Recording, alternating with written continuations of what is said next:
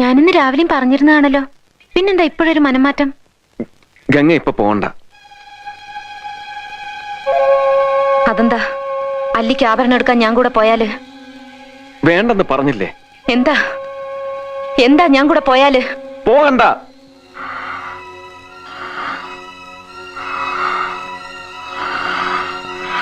വിടമാട്ടെ, വിടമാട്ടെ.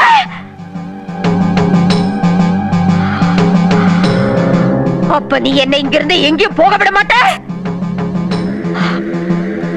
ஐயோ நாய, உனக்கு எவ்வளவு தைரியம் இருந்தா இப்பவும் என் கண் முன்னாடி வந்து நிப்ப?